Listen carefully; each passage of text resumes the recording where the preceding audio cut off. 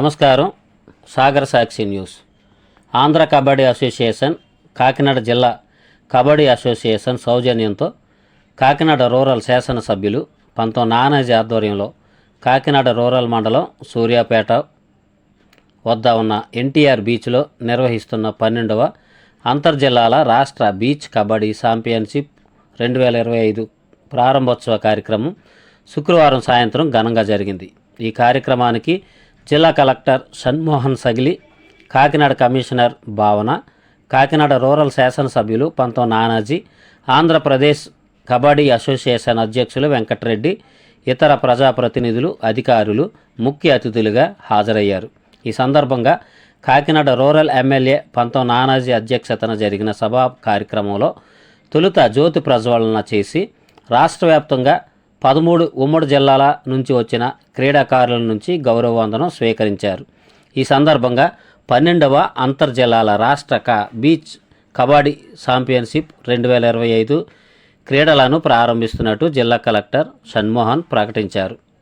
ఈ క్రీడా పోటీల సందర్భంగా బెలూన్లు ఎగురవేశారు. అనంతరం జిల్లా కలెక్టర్, కమిషనర్, ఎమ్మెల్యే చేతుల మీదుగా క్రీడా జ్యోతిని వెలిగించారు. ఈ సందర్భంగా జిల్లా కలెక్టర్ షణ్మోహన్ మాట్లాడుతూ 12వ అంతర్జిల్లాల రాష్ట్ర బీచ్ కబడ్డీ ఛాంపియన్షిప్ పోటీలు కాకినాడ సముద్ర తీరంలో నిర్వహించడం చాలా ఆనందంగా ఉందన్నారు. తాను కాకినాడ జిల్లా కలెక్టర్గా బాధ్యతలు చేపట్టిన తొలి రోజుల్లో బీచ్ సందర్శనకు వచ్చినప్పుడు ఈ ప్రదేశం అంతా అపరిశుభ్రంగా ఉండేదన్నారు. ఉమ్మడి తూర్పుగోదావరి జిల్లాతో పాటు రాష్ట్రంలో ఇతర ప్రాంతాల నుంచి నిత్యం కాకినాడ సముద్ర తీర ప్రాంతానికి వచ్చే పర్యాటకులకు ఇది నిలయంగా ఉందన్నారు. ఈ ప్రాంతాన్ని సుందరంగా, ఆహ్లాదకరంగా తీర్చిదిద్దాలనే ఉద్దేశంతో మున్సిపల్ కార్పొరేషన్, పంచాయతీరాజ్ శాఖ అధికారులు, ప్రజాప్రతినిధులు సహకారంతో గత 4 నెలలుగా శ్రమించి బీచ్ను సుందరంగా తీర్చిదిద్దడం జరిగిందన్నారు.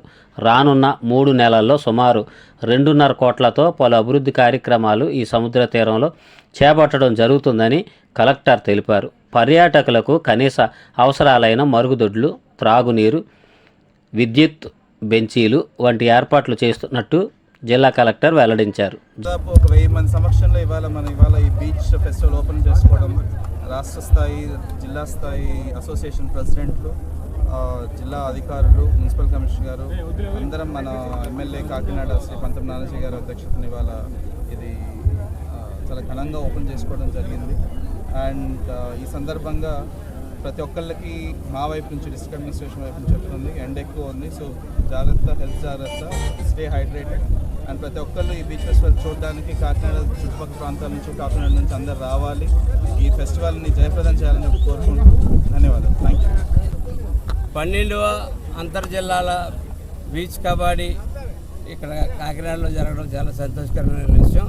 అవకాశం ఇచ్చినటువంటి రాష్ట్ర కబడ్డీ అసోసియేషన్ వారికి ధన్యవాదాలు తెలియజేస్తా ఉన్నాను. అట్లాగే ఈ కార్యక్రమానికి వచ్చి వన్నీ తెచ్చినటువంటి కలెక్టర్ గారికి, కమిషనర్ గారికి, అలాగే ఈ బీచ్ని వచ్చిన దగ్గర నుంచి ఆయన జాయిన్ అయిన 2-3 నెలల నుంచి స్టార్ట్ చేశారు. ఈ బీచ్ని శుభ్రంగా పెట్టాలి, చాలా అందంగా తయారు చేయాలని.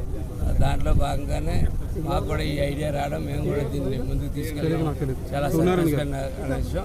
అలాగే కబడ్డీని మంచి ఆటగా ముందుకు తీసుకెళ్లాలని రాష్ట్ర ప్రభుత్వాన్ని కూడా కోరుతా ఉన్నాం.